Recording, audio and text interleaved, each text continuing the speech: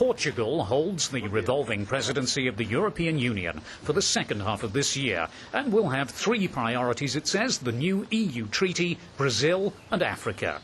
As he prepared to take up the EU presidency, Portuguese Prime Minister José Sócrates spoke to EuroNews about those priorities. He also said the so-called tripartite presidency system, whereby the current Council presidency and the two subsequent presidencies meet and consult, is a good innovation and has been extremely useful in terms of continuity. He said one thing surprised me. The interaction between the three presidencies was really positive. In the beginning, I was slightly sceptical, but in reality, this was a very positive experience. The decision to press ahead with this programme has made the European agenda much more stable. The German presidency had as its objective reviving the European Constitution, and one way or another it succeeded. What's the Portuguese presidency's essential goal?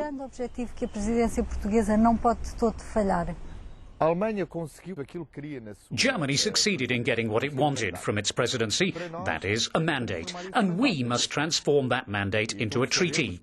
We know that getting the final details right is always the most difficult part. That's when tricky areas appear, but we're ready for that.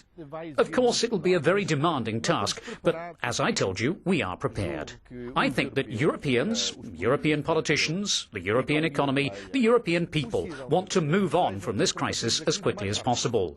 We're neither too ambitious nor excessively optimistic. We don't want to have a wild level of optimism that would cause us to speed up the timetable.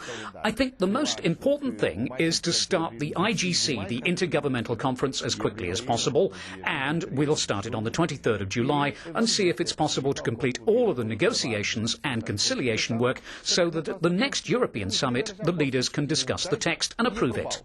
And this new treaty, would it be the subject of a referendum in Portugal? I think that it's premature to talk about the method of ratification for a treaty which doesn't exist yet. We don't have a treaty. We have a mandate to make a treaty. Does anyone know what the actual wording will be? No, nobody. That's why I think it's premature to discuss the question of the ratification before knowing the substance of the text. I think that next we must have a debate on the subject, and I'm prepared for that. One of the things we already know about the new treaty is that the so-called double majority voting system will come into effect only in 2014, with a transition period to 2017. Does that mean 10 more years of possible paralysis for Europe?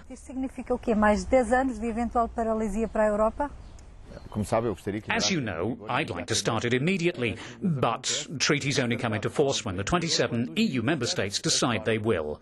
It was the only possible compromise, and I think it's reasonable.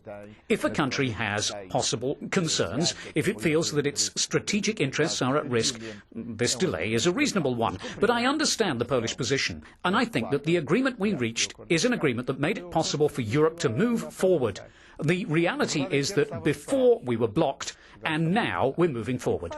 How will the Portuguese presidency deal with the Kaczynski brothers? Portugal has an excellent dialogue with Poland. Poland has a strong interest in the evolution and the development of Europe. It knows that Europe is a great region where it can assert and defend its interests. And then, you know, we are a union. We're not an alliance. And as we're a union, each part is essential, irreplaceable. What about Britain? Do you think Gordon Brown will be easier or more difficult to work with than Tony Blair? I don't know Gordon Brown. I hope to meet him soon. I think we're due to meet on the 7th of July. But I can tell you that with Tony Blair, who's a very realistic and very pragmatic politician, agreements were always easy because he is a pro-European politician. But naturally, he knows the uniqueness of Britain, and in the European Council, he always had very clear positions which made it possible to keep Britain in the European boat. But preserving what Britain regards as its particular sensitivity.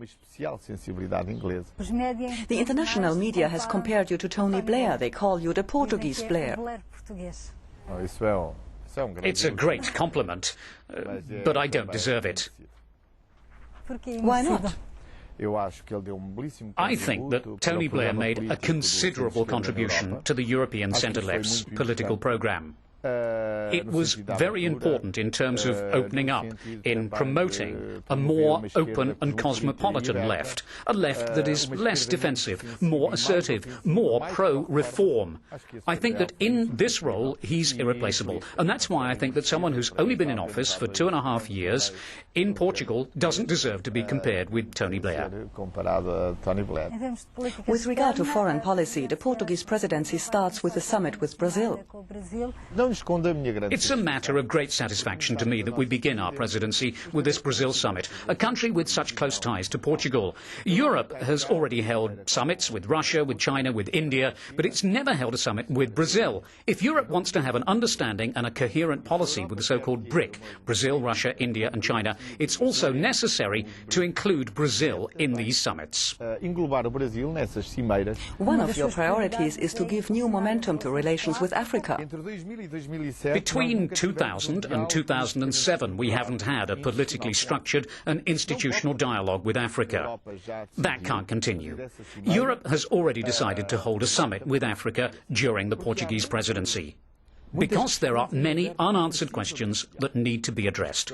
Questions of development, matters relating to migration, but also relating to endemic diseases, the fight against poverty, and questions about sustainable development. During the last Portuguese EU presidency, the Lisbon Agenda was established with the aim that by 2010 Europe would be the world's most competitive economy with full employment. Do you still believe that's possible? Europe's in what we could call a correction phase. Not only is it getting better, but also the Lisbon Agenda is starting to produce results. We carried out a very good revision of the agenda in 2005. The task ahead of us now is a fresh revision, a new cycle for the Lisbon Agenda. And I think that Portugal is able to do that. We're preparing to do it by retaining the original idea of the Lisbon strategy. It has a very important economic dimension, competitivity, but it also has a social dimension and an environmental dimension. Muito obrigada, Sr. Primeiro-Ministro.